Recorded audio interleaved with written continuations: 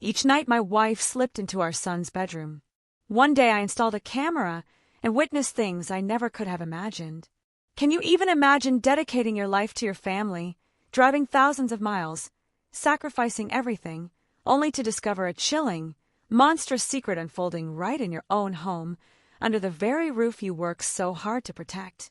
What if the person you trusted most was the monster your child feared? Pause, slightly heavier tone. My name's Darius Thurman, and for years, my life was the open road.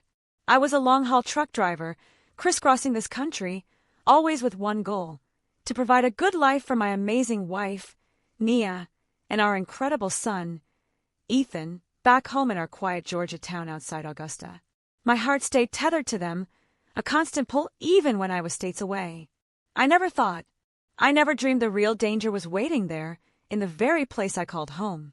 What I found out completely shattered my world, and honestly, it changed everything I thought I knew about trust, about family, about being a father.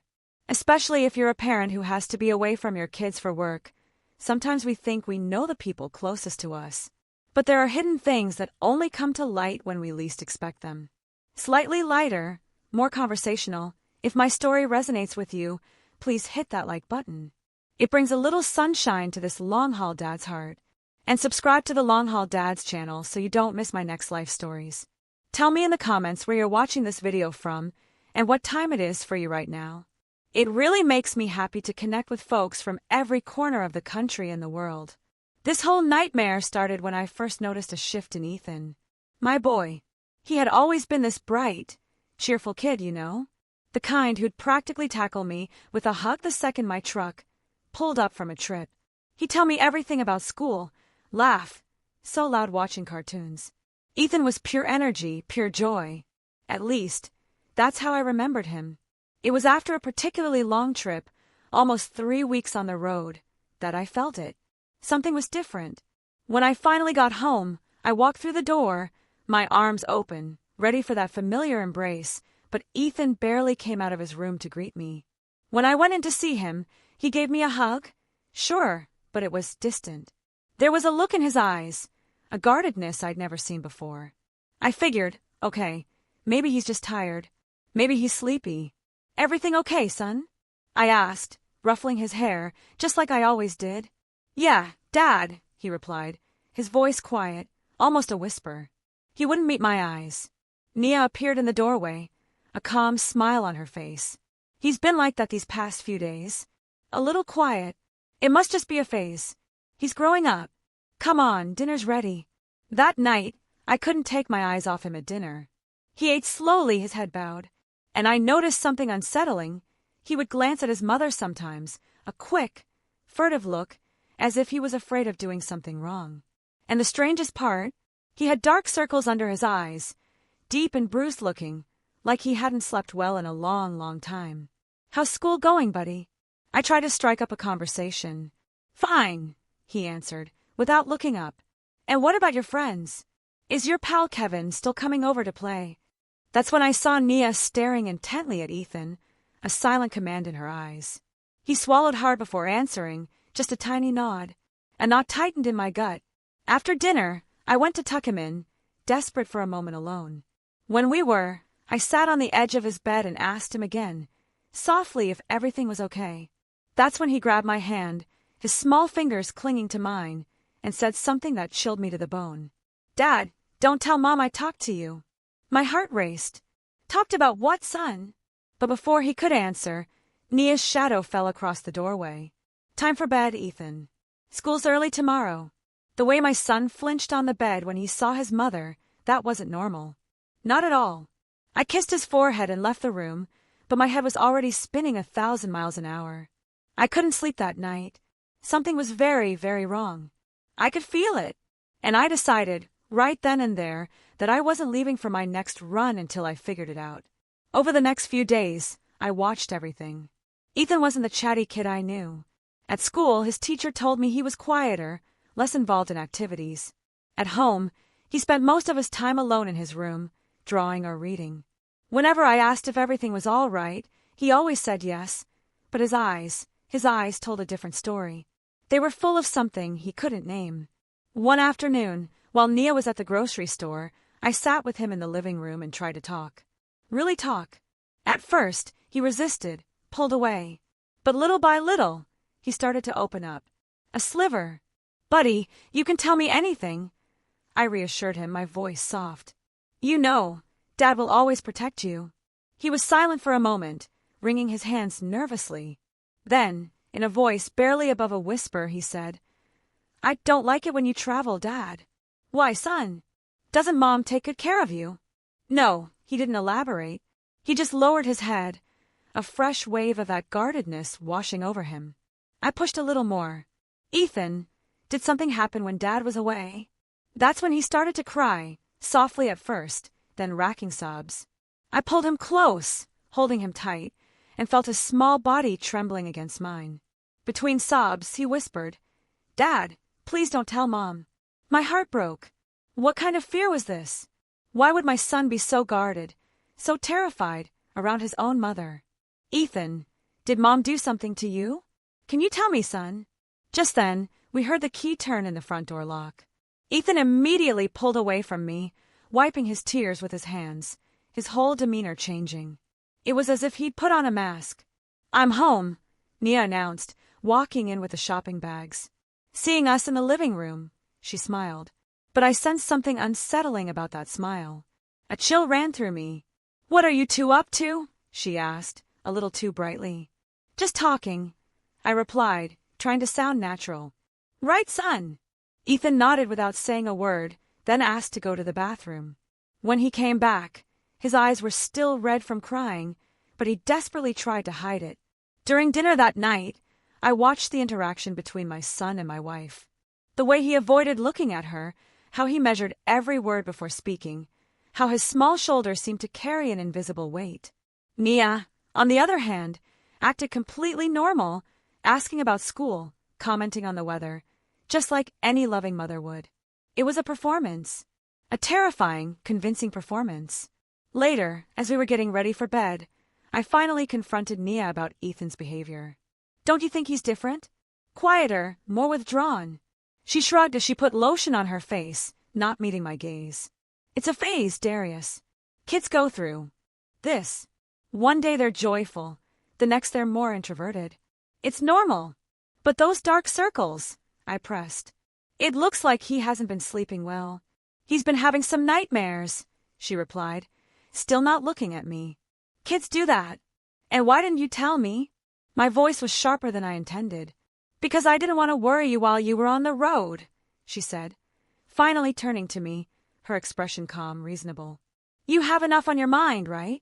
The explanation seemed reasonable. It sounded normal.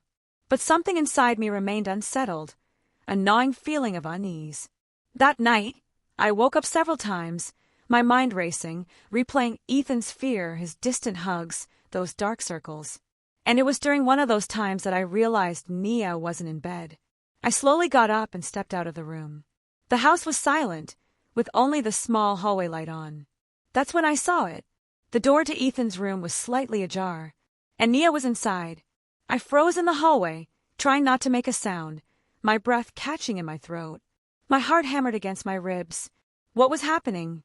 After about 30 minutes, she left the room quietly, closing the door with a soft click. "What were you doing in his room at this hour?"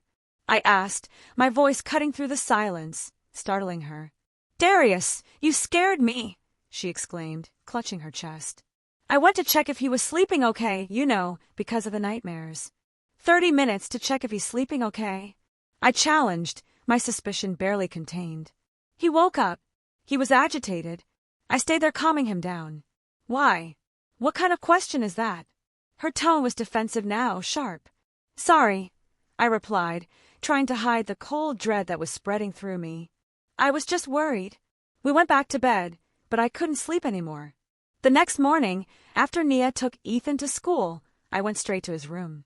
I didn't know exactly what I was looking for, but I knew I needed to find a clue. Something. That's when I saw an old teddy bear I had given him years ago lying beneath the bed. The bear that Ethan loved so much was now torn in a few places, stuffing coming out. That puzzled me. My son had always taken excellent care of his toys. When I picked it up, I noticed something that disturbed me even more. There were dark stains on the fabric. They looked like dried tears. The next night, I stayed awake on purpose. And once again, around 11 o'clock, Nia quietly slipped out of our bed and went to Ethan's room. This time, I waited a few minutes, my heart pounding, before creeping up to the door. I pressed my ear against the wood, trying to hear what was going on inside. That's when I heard it, the muffled sound of crying. My son was sobbing quietly, as if he was terrified of making noise. "Discipline," I heard Nia say, her voice low, firm. "It's for your own good." What was happening behind that door? What kind of discipline made my son cry in the middle of the night?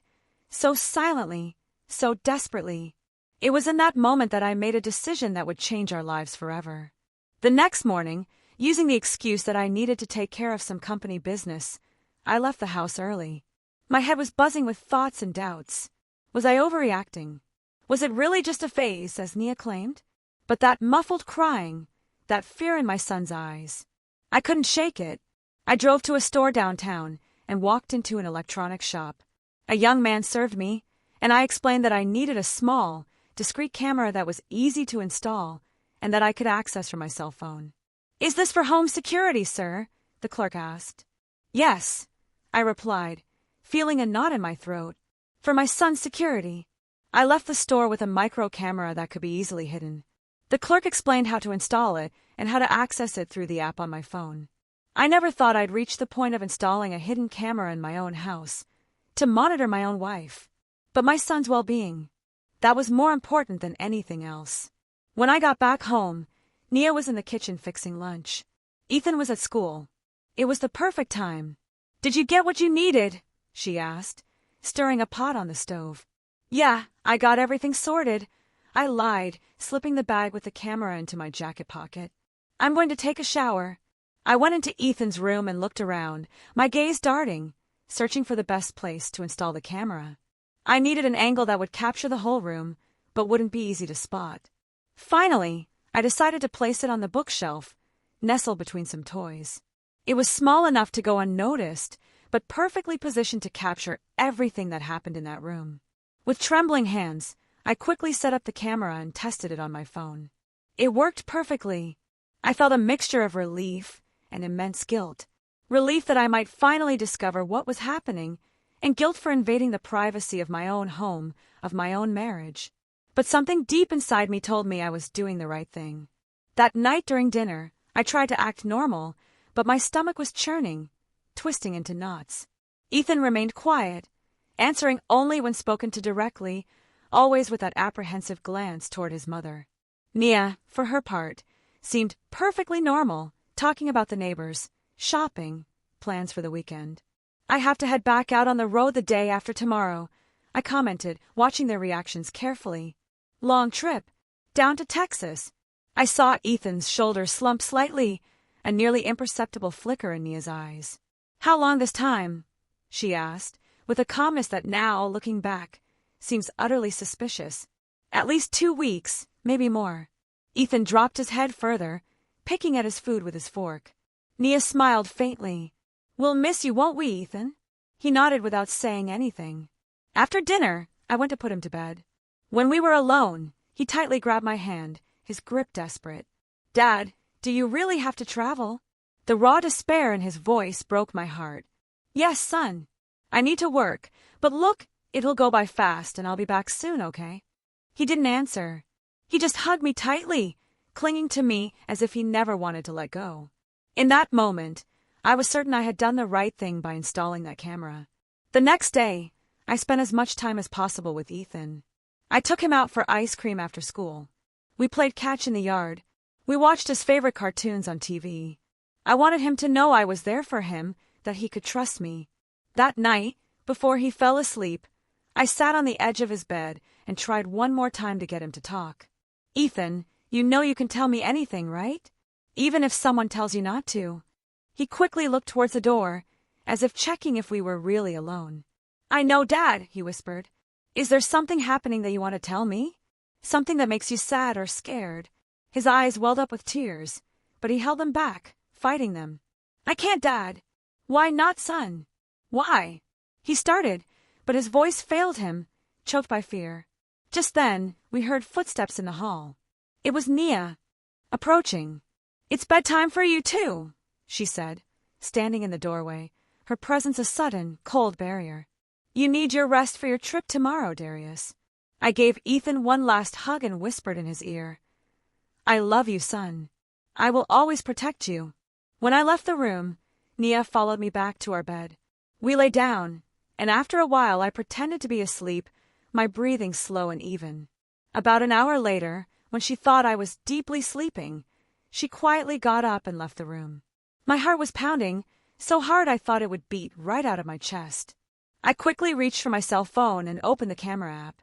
On the screen, I saw Nia entering Ethan's room. She gently closed the door behind her. Ethan was lying down but awake, as if he was already expecting the nightly visit. I saw him shrink under the covers, pulling the blanket up to his chin. "Mom, please," he whispered, his voice barely audible. "I was good today. You know that doesn't matter, right?" Nia replied. Her voice, it was a voice I'd never heard from her before. Cold, distant, empty of all warmth.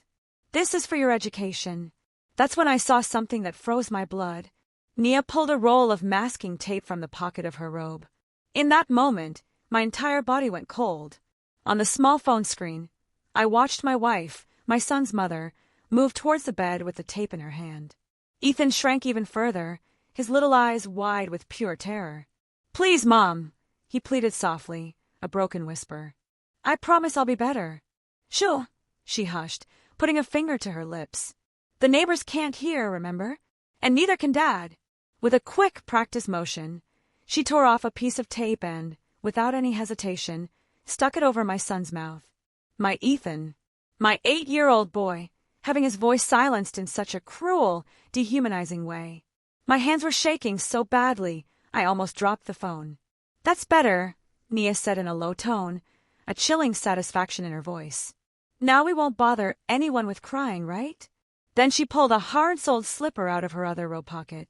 Ethan, still with his mouth covered, tried to plead with his eyes. Silent tears began to roll down his little face, a heartbreaking, helpless river. "This is for your own good," she continued, with that icy voice I wouldn't have recognized as belonging to the woman I married. "One day, you'll thank me for teaching you discipline." What happened next was one of the hardest things I've ever had to witness in my entire life. Nia started hitting my son with the slipper. These weren't light taps or disciplinary spanks like some parents give. They were hard, repeated blows, all while she whispered for him to learn his lesson. Ethan couldn't scream because of the tape, but his small body convulsed with every hit. I watched his shoulders shaking with silent sobs, tears soaking his pillow. And worst of all, I saw a mixture of pain and resignation in his eyes, as if this was a known, terrible routine. Every fiber of my being screamed to rush out of my room, to burst into his, to make it stop immediately. But a cold, calculating part of me knew I needed concrete proof of what was happening. I needed to document that cruelty, to ensure Ethan would never go through this again. So, with a shattered heart, I continued to record. "This is for talking too much with your father today," I heard Nia say between the blows, her words cutting through the screen. "You know you can't tell him our business." Finally, after what felt like an eternity, she stopped. Ethan was huddled in the bed, his little body trembling with mute sobs. "Remember our deal?" Nia said, leaning over him. "If you tell your father anything, I'll know. And it will be much worse." Then she ripped the tape off his mouth, making him wince in pain. "Now dry your face and go to sleep. And I don't want to hear a sound. Understand?" Ethan nodded, terrified. Nia smoothed the blanket over him as if nothing had happened, as if that gesture could erase the violence from moments before. "Good night, son," she said, then left the room, gently closing the door. In the darkness of my room, with the phone still in my hand and the images of what I had just witnessed searing into my memory, I cried silently. How had I not seen it before? How could I have left my son vulnerable for so long? The trips, the long absences. How long had this been going on? Minutes later, Nia returned to our bed. I feigned sleep, every muscle tense, every fiber of my being wanting to confront her, to scream, to demand how she was capable of doing that to our child. But I knew I needed to be strategic, Ethan was in danger, and I needed to act cautiously to protect him properly. I spent the whole night awake, checking the camera periodically. I watched as Ethan, after his mother left, cried silently, clutching the broken teddy bear. I watched as he finally fell asleep, utterly exhausted. And I promised myself, in the silent, burning darkness of that night, that I would do everything I could to get my son out of that living hell. The next morning, I got up before Nia and made breakfast for Ethan. When he appeared in the kitchen, with those same deep, dark circles and a defeated expression, my heart sank all over again. I tried to act normally, but all I could think about were the images from the night before. "Did you sleep well, son?" I asked, trying not to show what I was feeling, trying to keep my voice steady. "Yes, Dad," he replied automatically, not looking me in the eye. "Ethan," I called, crouching down to his level. "Look at me." He slowly raised his eyes, and I could see all the fear and pain contained there, a silent scream. "I love you very much," I said, holding his small hands. "And I'm going to do everything to protect you. Do you believe me?" For a brief moment, I saw a flicker of hope in his eyes, but it was quickly replaced by fear when we heard Nia approaching. "Good morning," she said, entering the kitchen as if nothing had happened. "Already having breakfast? That's great." I watched as she poured coffee and spread butter on toast, acting like the loving mother I always thought she was. The same person who, hours earlier, had tortured our son in the silence of the night. "What time are you leaving today?" she asked casually. "After lunch," I replied, trying to keep my voice steady, my rage simmering beneath the surface. "I want to take advantage of the daylight on the highway." "Very good," she smiled. "Don't worry about a thing. We'll be fine, won't we, Ethan?"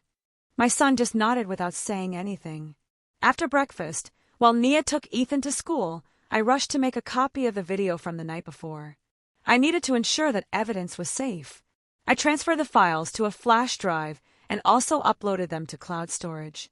I couldn't risk losing that terrible, but crucial, evidence. When I got back on the road that afternoon, it was far from a normal work trip.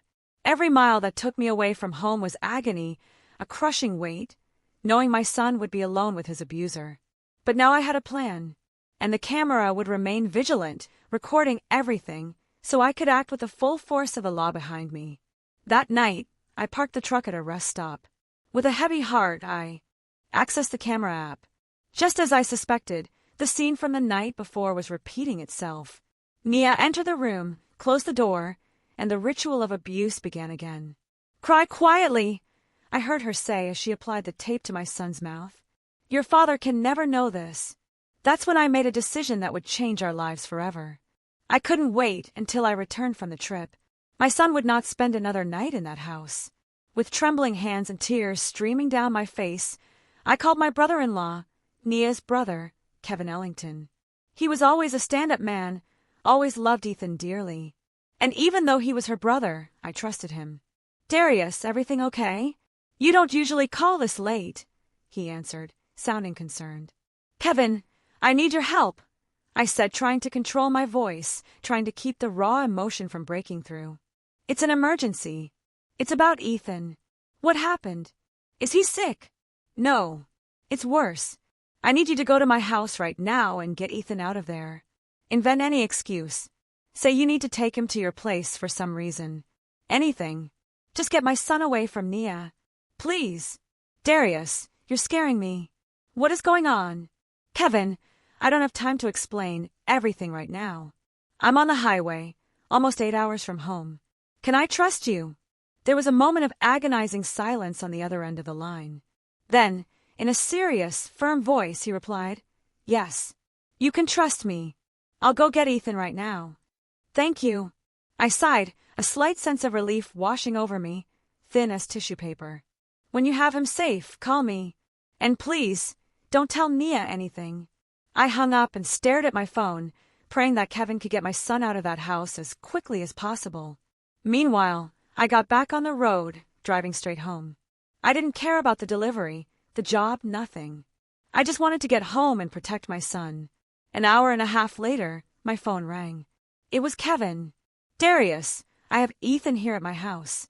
I told Nia I needed his help assembling a surprise gift for Chloe. Since her birthday is coming up, she was a little suspicious, but she let him come. We're home with Chloe now. I closed my eyes for a moment, silently giving thanks, a wave of profound gratitude washing over me. How is he? Quiet. Kinda scared. He's asked for you several times. Can I talk to him? Sure. Hold on a minute. I heard some shuffling, and then my son's small, hesitant voice. Dad! Hey, buddy! I said, feeling the emotions swell up inside me, a mixture of relief and heartbreak. Are you okay there with Uncle Kevin?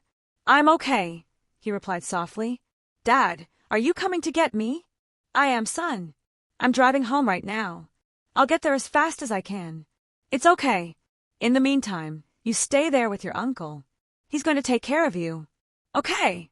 Okay, he said, and I could hear the palpable relief in his voice. Dad, thank you. That simple thank you broke my heart all over again.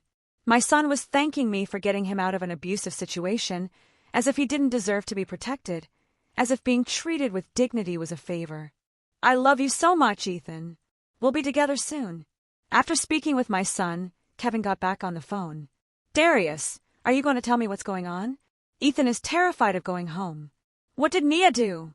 Kevin, I know this is hard to believe, but your sister has been physically abusing Ethan. I have video proof. There was a long silence. A stunned, disbelieving silence. This can't be true. Nia wouldn't do that. I didn't want to believe it either, I replied, my voice breaking, the anger and pain finally seeping in. But I saw it with my own eyes. I installed a camera in his room because I noticed something was wrong. She waits for me to fall asleep, or when I'm traveling and goes into his room in the middle of the night. Tapes his mouth shut so he won't make noise. And hits him. They're not disciplinary spanks, Kevin. It's pure violence. Oh my God, he whispered, clearly shaken to his core.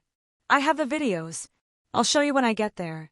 For now, I just need to know my son is safe. He's safe here with me and Chloe. You can rest easy. Nia has already called twice, asking when I'm bringing him back. What did you tell her? That I needed his help assembling a surprise piece of furniture for Chloe, and that we were going to stop by the burger spot afterward.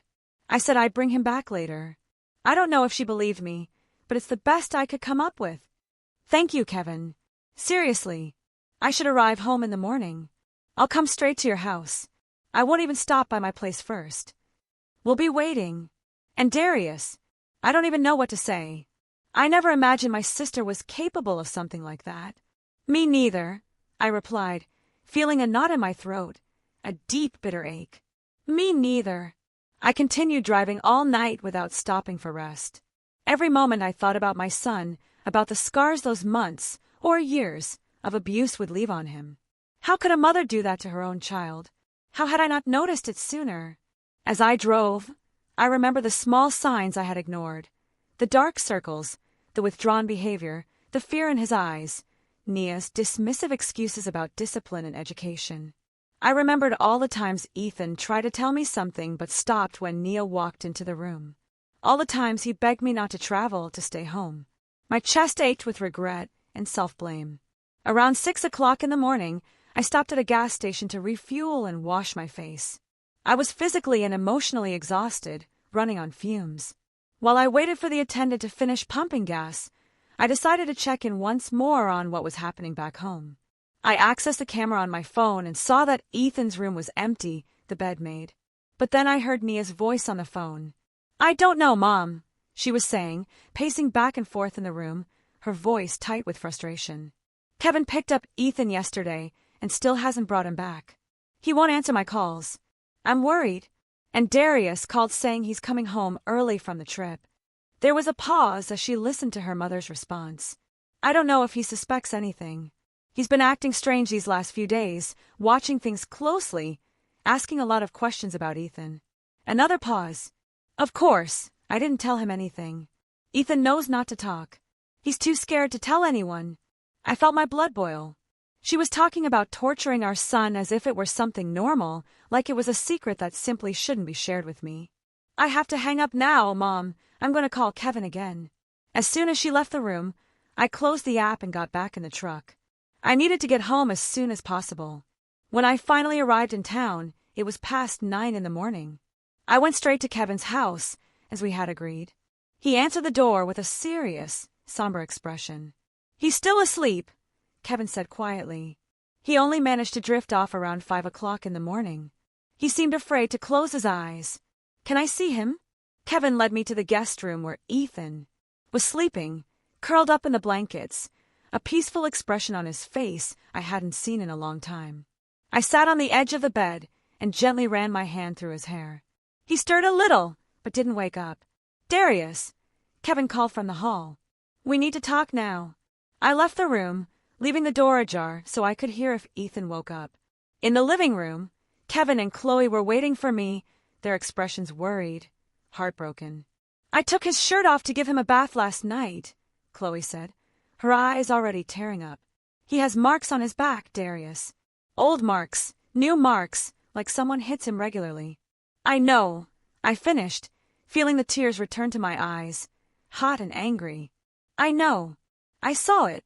You said you have videos," Kevin reminded me, his voice strained. I took out my phone and showed them the recordings from the last 2 nights.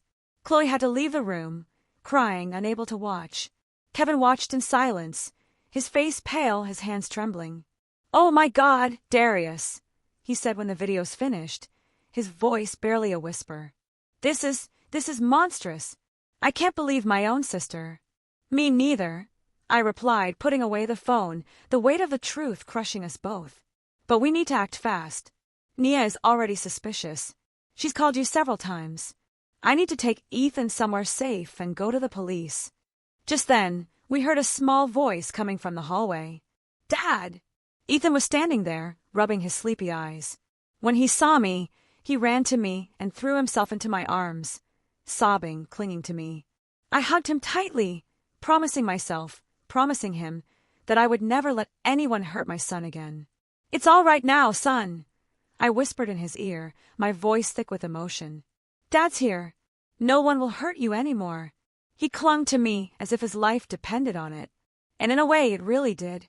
I sat on the sofa with Ethan in my lap, his face buried in my chest, his small hands clutching my shirt, as if he feared I might disappear at any moment. Kevin and Chloe, bless their hearts, gave us space, going into the kitchen to make coffee. I just sat there, holding my son, feeling his trembling body gradually calm down. "Buddy," I called softly when I felt he was more relaxed, his breathing evening out. "I need to talk to you about something really important." He lifted his face, his eyes still red from crying. There was so much fear there, so much pain for a child so small. "You don't have to be scared anymore," I continued, holding his little hands in mine. "I know what was happening when I wasn't home. I know what Mom was doing to you at night." His body instantly tensed, and I saw the panic growing in his eyes. "Dad, she'll be mad if she knows I said something." "You didn't say anything, son." "I found out on my own," I explained, trying to calm him, to ease that profound fear. "I installed a camera in your room before I traveled. I saw everything that happened." Ethan looked at me, confused, trying to process what I was saying, his young mind reeling. You saw." "I saw, son. I saw everything she was doing to you. The tape on your mouth, the hitting." He lowered his head, as if he were ashamed. "I'm sorry, Dad." Those 2 words. My son, apologizing for being a victim of abuse. It shattered me. I held his face in my hands, making him look at me. "Ethan, listen closely to what Dad is going to say. You didn't do anything wrong. Nothing. What Mom did to you is wrong. Very wrong. No adult, not even a parent, is allowed to hurt a child like that. Do you understand that?" He nodded slowly, but I saw the doubt still in his eyes. Years of manipulation and fear wouldn't be erased with a few words. "How long has this been going on, son?" He bit his lip, hesitating. "Since you started taking the longer trips. She said it was to teach me to be a good boy while you were away. She said if I told anyone, nobody would believe me. That she would say I was lying for attention." I closed my eyes for a moment, feeling a physical pain, a sharp stab in my chest, thinking that this had been going on for so long, practically an entire year, and I hadn't realized it. All those trips, all those nights. I left my son alone with his abuser. And when I was home, did she do this too? He shook his head. Not as much. Only when you were asleep. She would wait until you were deeply asleep and come into my room, but it was quicker because she was afraid you'd wake up and hear something. I remembered all the times I woke up and found her returning to bed, claiming she'd gone to the bathroom or gotten water. All the mornings I found Ethan looking defeated, with dark circles and no energy. How could I have been so blind? When she hit you, why did she say she was doing it? Ethan shrugged, a gesture that broke my heart. Sometimes it was because I talked to you too much, or because I left my school bag in the wrong place, or because I didn't eat all my dinner. He paused, swallowing hard. But most of the time she said she didn't need a reason, that it was so I could learn to be strong. A tear escaped my eye, and I quickly wiped it away. I needed to be strong for him. Now, Ethan, look at me, I asked, waiting for his eyes to meet mine. As of today, this is over. You will never go through this again. Never. I promise you. And Mom, she's going to be really mad when she knows. You don't worry about her. You won't be alone with her ever again. Just then, Kevin returned to the living room, bringing a tray with hot cocoa and cookies. Chloe came behind him, her eyes still red from crying, but offering a soft, encouraging smile. Look, Ethan, Kevin said, forcing a cheerful tone. Aunt Chloe made hot cocoa for you. Ethan looked at the tray, then at me, as if asking for permission. Go ahead, son. You must be hungry. He climbed off my lap and went to sit at the table where Chloe helped him pour the cocoa into a colorful mug. While he ate, Kevin gestured for me to follow him out to the backyard. So, Darius, what are you going to do now? He asked, his voice low and serious. I'm going to the precinct, I said, my resolve hardening. I'm going to show the videos, file a report, and ask for a restraining order for Ethan. I'm going to do everything necessary to keep my son safe. You know this is going to destroy your family, right? That Nia could go to jail. I looked at him, my gaze unwavering. Kevin, I know she's your sister, but what she did, what she's been doing for months, that already destroyed our family. A mother who tortures her own child doesn't deserve that title. And yes, if the justice system decides she should go to jail, so be it. He nodded slowly, a sigh escaping him. You're right.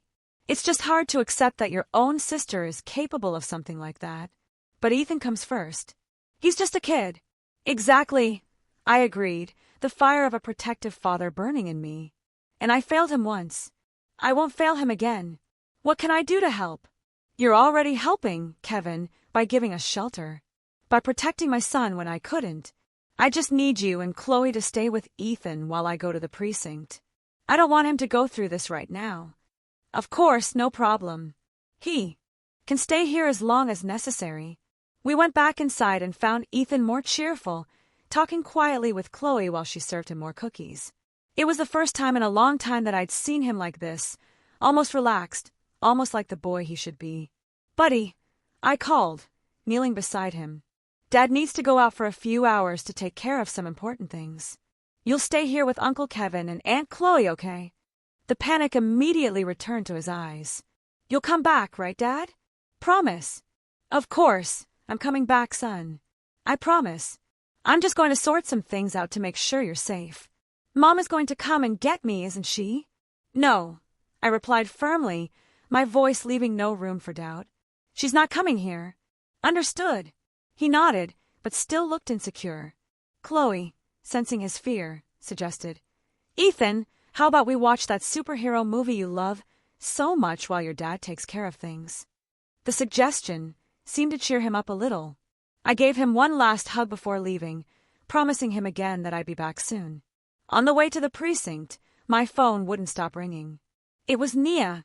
I ignored the first few calls, but on the fifth try, I decided to answer. I needed to buy time. Hello, I answered dryly, my voice tight. Darius, she exclaimed, sounding relieved. Thank God. I've been trying to call you for hours. Kevin took Ethan last night and still hasn't brought him back. He won't answer my calls. I'm worried. The hypocrisy of those words infuriated me. Her, worried about the son she methodically abused? He's fine, I replied, trying to control the raw rage in my voice. He's still with Kevin. Why didn't you tell me you were coming back early? And why haven't you come home?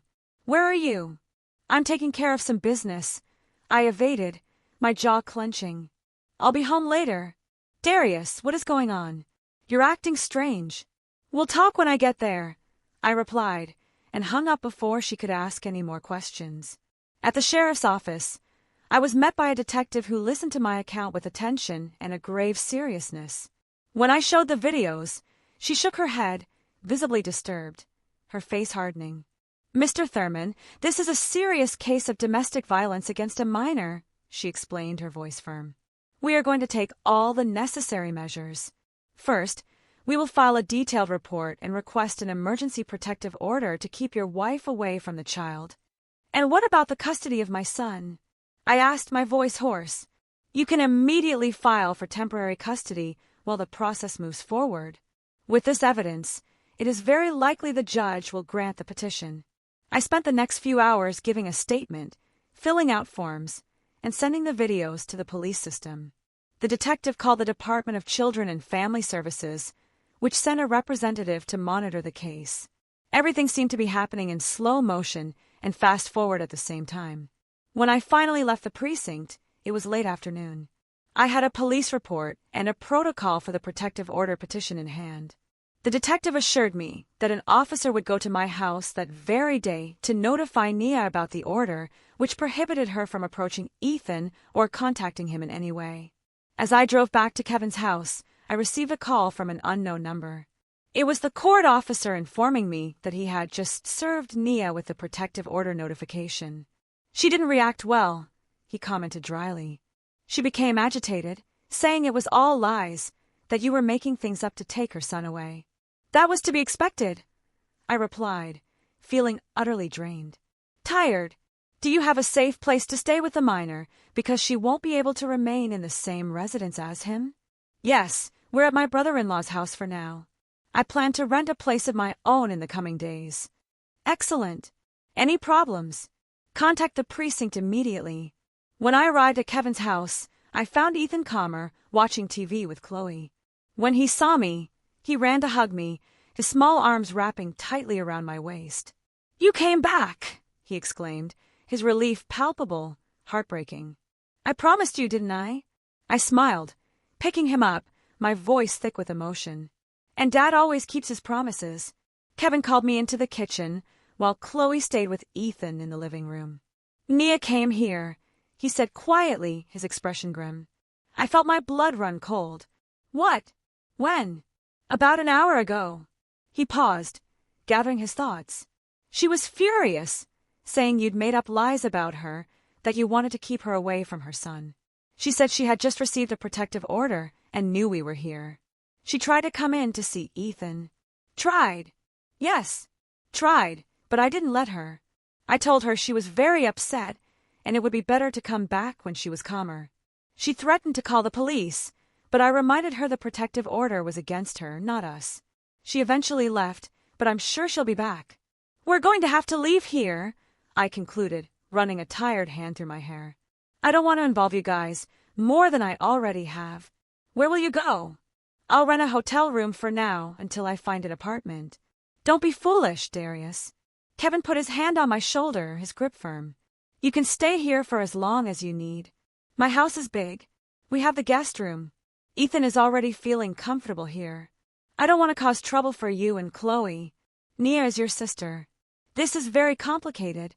She is my sister, yes, but what she did is unforgivable. Ethan is just a child. He didn't deserve to go through this. You're staying here until you get settled again.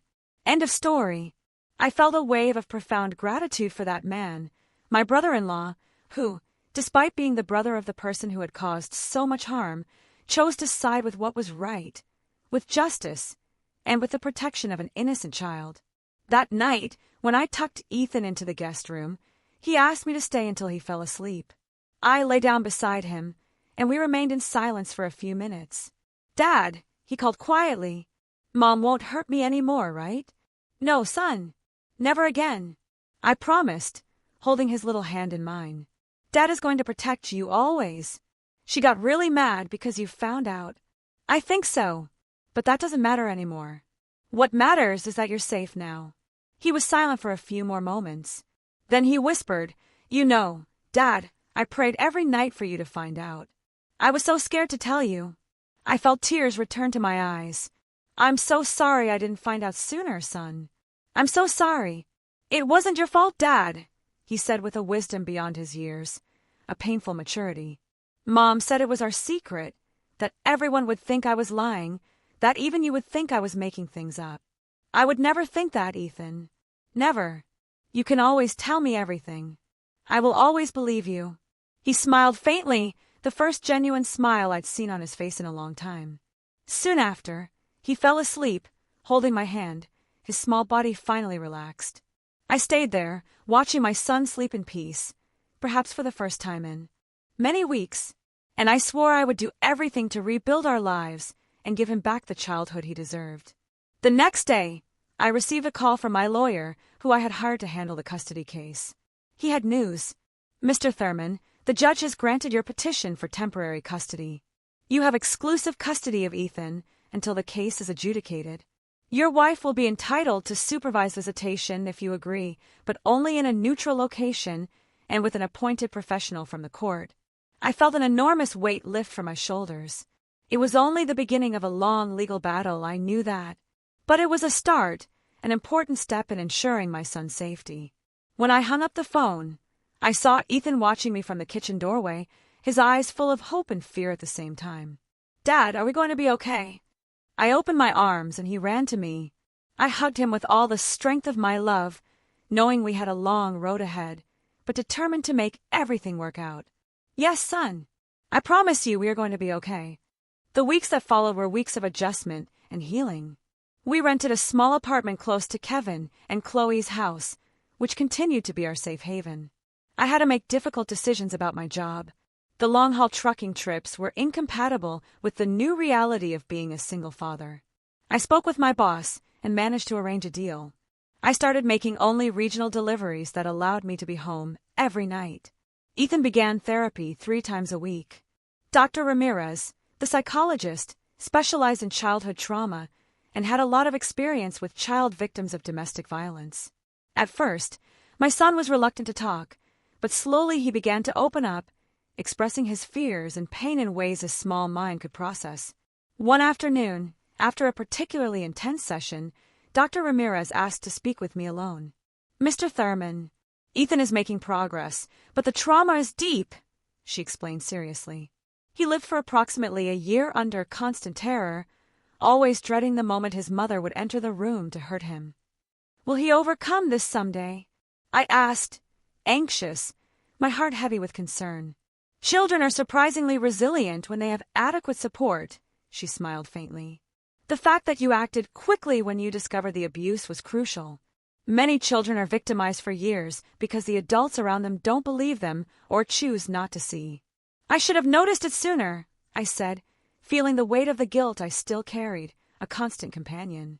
Abusers are very skilled at hiding their actions, Mr. Thurman. And from what Ethan told me, his mother constantly threatened him to ensure his silence. She chose moments when you weren't around or when she believed you wouldn't notice. This is typical of abusers. I thought of all the trips, all the nights I spent away from home, leaving my son vulnerable. I'm going to change my job permanently. No more long-haul trips. That's an important decision, she nodded. The constant presence of a protective adult is fundamental to Ethan's recovery. He needs to feel safe, to know he can trust you to be there. I'll always be there, I promised, my voice firm. And regarding supervised visits, the judge granted Nia that right. And I don't know how Ethan will react to seeing his mother. Dr. Ramirez sighed. That's a delicate matter. Legally, she has that right unless it's proven that the visits would be detrimental to Ethan's mental health. Based on what I've seen, I can prepare a report for the court recommending that the visits be temporarily suspended, at least until Ethan is more emotionally stable. That would help a lot, I replied, relieved beyond words.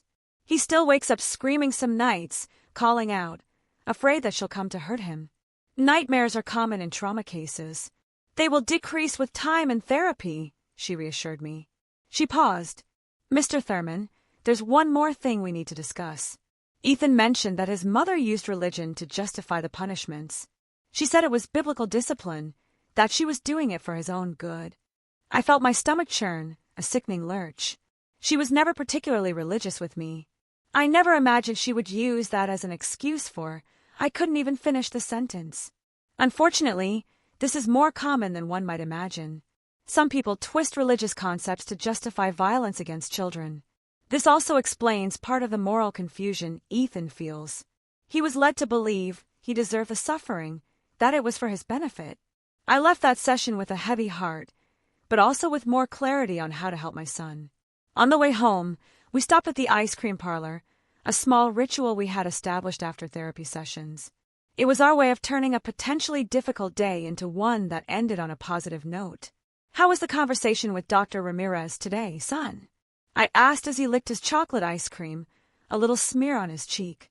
"It was good," he replied, more openly than he usually was. "She taught me how to breathe in a special way when I start to feel scared." "And does it work?" He shrugged. "Sometimes, when it's not a really big scare." "And when it is a really big scare, what do you do?" "I think about you, Dad," he said simply, looking up at me with those honest, clear eyes. "I think that now you're going to protect me." Those simple words made my eyes well up. I put my arm around his shoulders and pulled him close. "Always, son. Always." That night, while Ethan slept, Kevin came over for a visit. He seemed tense, worried. "What's wrong?" I asked, offering him a coffee. "Nia is trying to build a case against you," he said directly, no preamble. "She went to our mom's house today, and I was there. She said she's going to prove you're an absent father, that you always left Ethan's upbringing in her hands while you traveled, and that you're now using false accusations to take her son away." "False accusations," I repeated, incredulous, a bitter laugh escaping me. "I have videos, Kevin. Videos of her torturing our son." I know. He tried to calm me. "I'm just telling you what she's planning. She says she's going to find witnesses, neighbors, relatives, people from Ethan's school who will say she was always a good, dedicated, loving mother. And what those people say matters, more than the concrete evidence of what she was doing when no one was looking." I argued, frustrated, feeling the unfairness of it all. "Darius, you know how complicated the justice system can be, especially when it comes to custody disputes." Kevin sighed, looking weary. "She's leveraging the fact that you spend a lot of time away from home for work." I ran a tired hand over my face. "That's why I already changed my work routine. I'm only doing local deliveries now." "That's good." Kevin nodded. "It will help show the judge you are committed to Ethan's well-being." "But I shouldn't have to prove that," I argued, my voice rising. "I'm not the one who was hitting my son every night, taping his mouth shut so no one would hear his screams." Kevin sighed deeply. "I know it's outrageous, but she is the mother.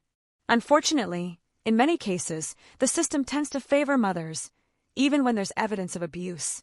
You have to prepare for a difficult battle. I'm prepared to face whatever is necessary for my son."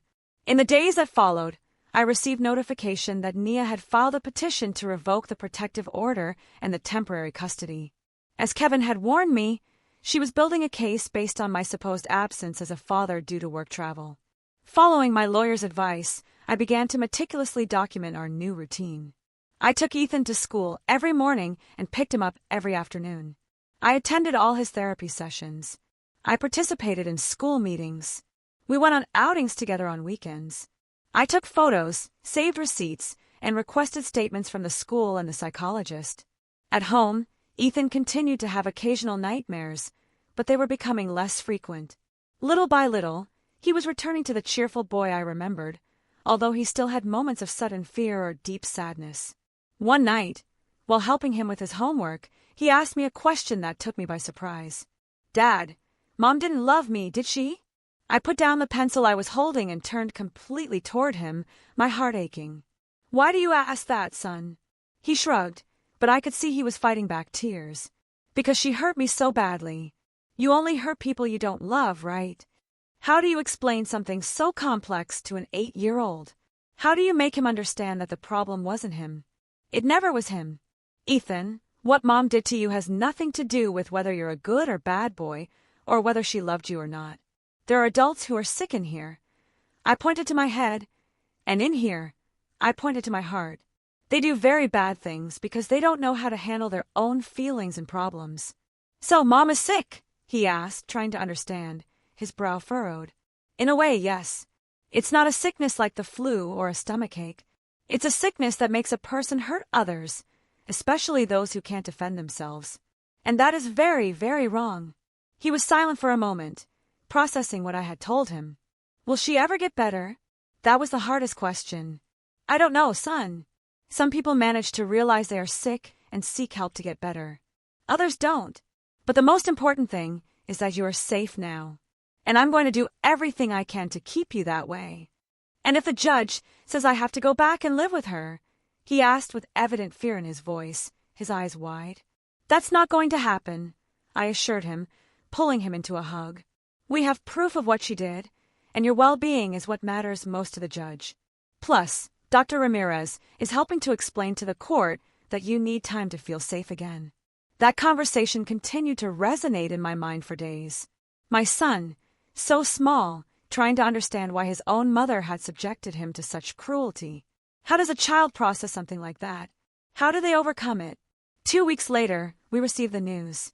Nia's petition to revoke the protective order had been denied.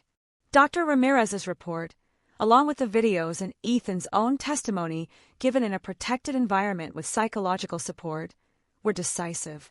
The judge not only maintained the protective order, but also temporarily suspended the right to supervise visits, determining that Nia would have to undergo psychological evaluation and mandatory treatment before any contact with her son could be reestablished. It was a significant victory, but I knew the battle wasn't over yet. Nia wouldn't give up easily, and we still had to face the final hearing to determine permanent custody.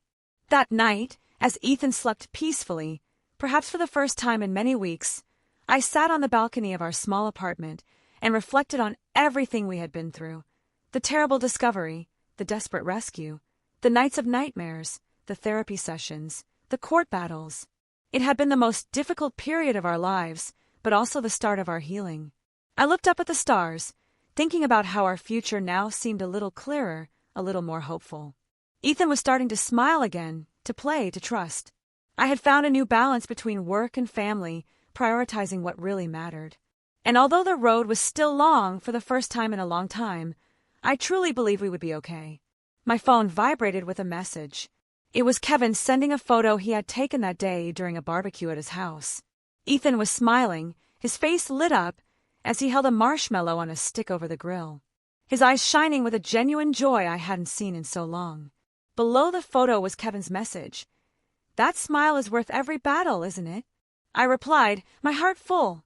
Every single one. Today, almost 2 years after that fateful night when I installed a camera in my son's room, our lives have taken a completely different path. We live in a small but comfortable house with a yard where Ethan can play, and where we planted a small vegetable patch together. I have a stable job as a logistics manager for a local transport company.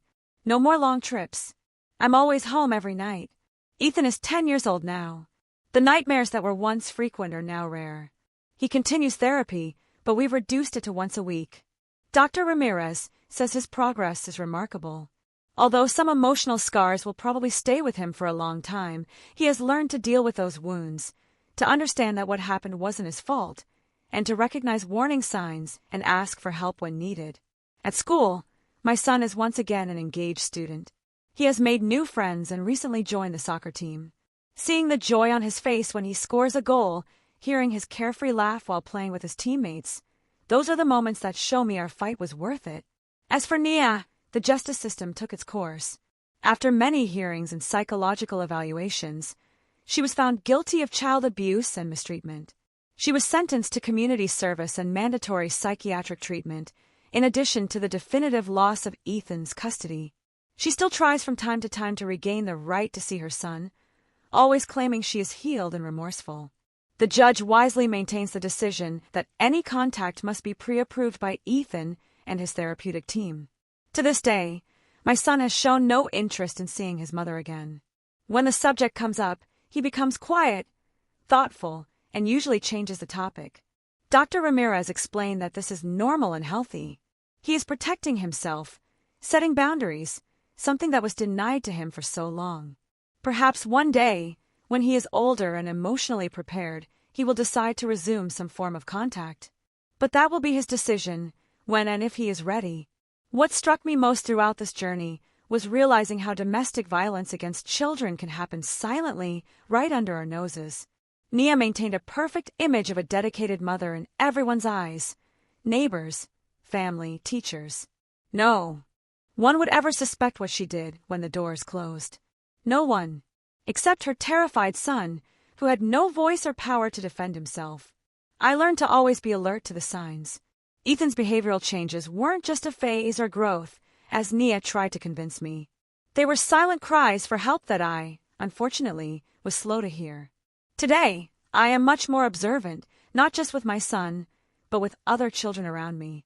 I've identified suspicious situations a few times and haven't hesitated to contact the competent authorities. It's better to investigate and find out everything is fine than to ignore it and allow another child to continue suffering. At home, we build a relationship based on absolute trust. Ethan knows he can tell me anything without fear of judgment or punishment. We have our rules and boundaries, of course, but they are always discussed with respect and affection. Discipline is taught through conversations, logical consequences, and example, never, ever through physical or psychological violence. One of the things I am most proud of is seeing how Ethan has become an empathetic and protective child. At school, he often defends classmates who are being bullied or who seem vulnerable. "Everyone deserves to feel safe, Dad," he told me once with wisdom beyond his years. Recently, I was invited to give testimony at a support group for single parents who have gone through domestic violence situations. I shared our story, highlighting the importance of being alert to the signs, of believing children when they try to communicate that something is wrong, and of acting quickly when there is suspicion of abuse. After my talk, a woman approached me crying. She had just discovered that her ex-husband was abusing their son during weekend visits. I installed cameras after noticing strange behavior in the child, just like you did. "Your testimony gave me the courage to move forward with the process," she said, squeezing my hand. "Knowing that it's possible to rebuild your life, that children can recover, that gave me hope. And that is what I carry with me every day. Hope. Hope that Ethan continues his path of healing, that he grows up strong and confident despite the adversities he faced so early in life. Hope that our story can help other families identify and interrupt cycles of violence. Hope that, as a society, we can better protect our children." That camera I installed in my son's room not only documented the horror he was living through, it saved his life. It allowed me to see the dark truth hidden in my own home and gave me the necessary tools to protect him. It was a desperate gesture that turned into salvation.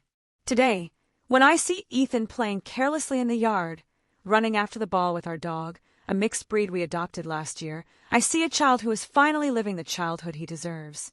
The eyes that once carried so much fear now shine with joy and curiosity.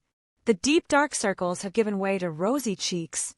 The scared silence has transformed into laughter and animated conversations about his school days, his friends, his dreams. Sometimes, when we're watching TV together or reading a bedtime story, he snuggles into my arms in a way that reminds me how far we've come. In those moments, I silently give thanks for having followed my instincts that night, for not having ignored the signs, for having the courage to face the truth, no matter how painful. The journey wasn't easy. There were days of despair, doubt, and guilt. There were nights when I wondered if we were making progress, if we would ever completely overcome the trauma. But every small step forward, a genuine smile, a night without nightmares, a spontaneous hug, showed me we were on the right path. To the parents watching me, I leave you with a piece of advice born from pain and experience. Trust your instincts. If something seems wrong with your child, it probably is. Children change their behavior for various reasons, but drastic changes, especially those involving fear, withdrawal, and physical signs like dark circles or unexplained bruises, should never be ignored. Talk to your children. Be present. Observe. Listen not only to what they say, but also to what they don't say, what they express through behavior, drawings, and games. And remember, violence against children has no justification. It is not discipline. It is not education. It is not for their own good. It is pure and simple abuse. And as a society, We have a duty to protect the most vulnerable, to give a voice to those who often cannot or fear to speak for themselves. Our story had a happy ending. Despite all the adversities, Ethan is safe. He is healing, and he is growing up surrounded by love and respect. Not all stories end this way. Some children spend years, decades, an entire lifetime suffering abuse because no one intervenes, no one notices, no one believes. Don't let that happen. Be vigilant. Be the voice.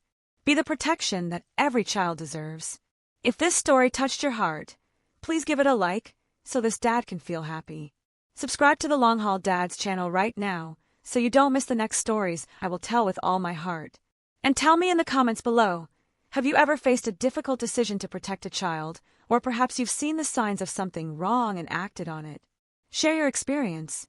It makes this dad very happy to know which city you're watching from and at what time of day you are keeping me company, and also to be able to exchange experiences that can help other families.